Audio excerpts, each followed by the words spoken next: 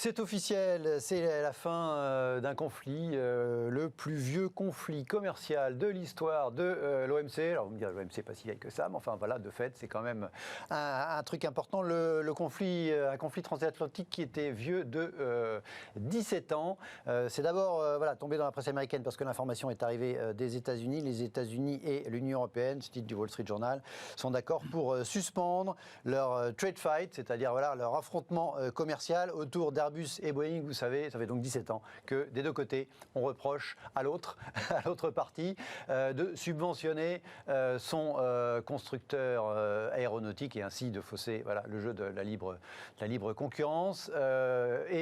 Du coup, ces reproches se sont accompagnés de droits de douane plus ou moins punitifs selon les moments. Ça s'était encore renforcé dans les discours avec l'administration Trump. Mais encore une fois, c'est un conflit qui date de 17 ans. Et à l'occasion de la tournée européenne de Joe Biden, qui aujourd'hui, c'était l'étape officielle de visite à Bruxelles. Il était déjà à Bruxelles pour le sommet de l'OTAN, on y reviendra tout à l'heure. Mais aujourd'hui, c'était rencontre officielle au sommet avec les dirigeants de l'Union européenne, en l'occurrence la présidente de la Commission, Mme von der Leyen, et le président du Conseil européen, M. Charles Michel, qui donc rencontraient Joe Biden. Et voilà, pour célébrer cette nouvelle amitié transatlantique, il a été décidé officiellement de mettre fin à ce vieux conflit commercial. 17 ans, c'est quand même pas mal. Vous dites quoi, Pascal de Lima? Vous dites qu'il était temps. C'était un espèce de sparadrap historique qu'on gardait sur le doigt. Il y a deux choses, si vous voulez. Il y a l'histoire de ce conflit qui, effectivement, a permis quand même de réaliser des avancées technologiques dans l'aéronautique, de réaliser des avancées en termes également de force de frappe au niveau de la qualité de l'aéronautique européen par rapport à l'américain, parce que ce petit jeu, finalement, il a joué aussi dans l'intérêt. Ça a permis aux deux de continuer à se mener la guéguerre, c'est ça ce que vous nous dites. Ouais. Maintenant, il y a quelque chose qui, moi, me paraît extrêmement important, c'est que il y a aussi au niveau des droits de douane, on le sait depuis un moment, que les droits de douane, que ce soit dans les produits industriels, manufacturiers et même agricoles, sont plus élevés vis-à-vis des États-Unis, je parle pour l'Union européenne, que de l'Union européenne vis-à-vis de certains pays asiatiques, voire même d'Amérique latine. Or, aujourd'hui, on est dans une situation géopolitique extrêmement complexe, et mon avis, c'est qu'on ne peut pas avoir l'Amérique contre nous. C'est un premier pas, je dirais, économique, cet accord, qui va permettre d'apaiser un petit peu les tensions géopolitiques qui existaient entre l'Union européenne et les États-Unis.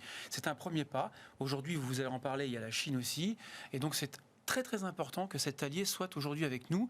On passe par le biais de l'économique et des tarifs douaniers.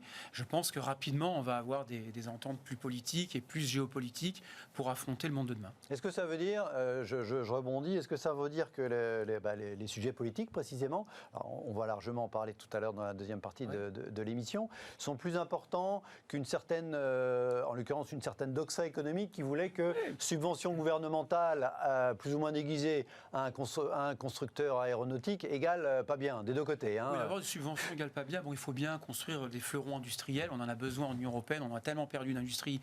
Il fallait quand même aussi conserver ce qu'il y avait de mieux, finalement, en termes d'avantages comparatifs.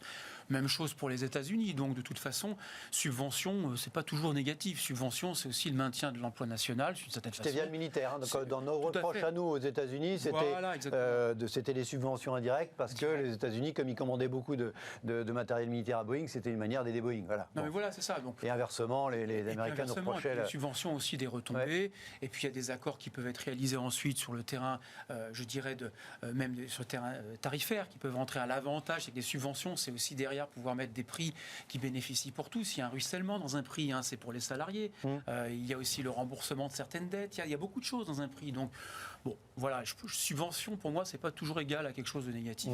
Ici, en l'occurrence, on met un terme, je dirais, à la guéguerre que se mènent un peu les deux grosses industries, mais je doute quand même que les subventions vont totalement disparaître.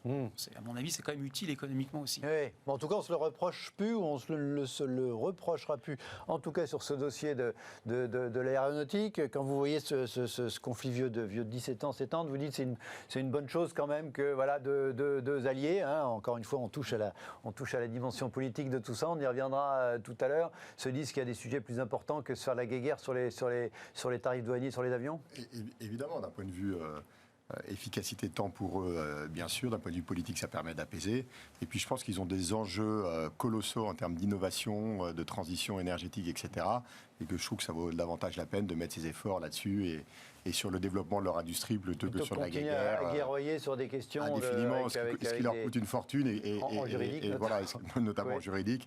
Et puis ce qui n'est pas la priorité numéro 1, je pense, dans le développement de leur société. Voilà, bon, on cherchait en tout cas des gages d'amitié de la part pour comment dire, concrétiser cette nouvelle, hein, en tout cas cette amitié renforcée, renouvelée entre les deux côtés de l'Atlantique, entre la France et entre les États-Unis et l'Union européenne. Ce sera le dossier aéronautique qui aura servi d'exemple sur lequel effectivement on se retape dans la main à suivre. Voilà, si c'est vraiment fini, voilà, ça restera probablement comme un conflit commercial très vieux. Il aura duré 17 ans. Allez, tout de suite, on va revenir. Cette fois-ci, on va s'intéresser principalement à l'Europe et on va célébrer ce fameux premier emprunt européen.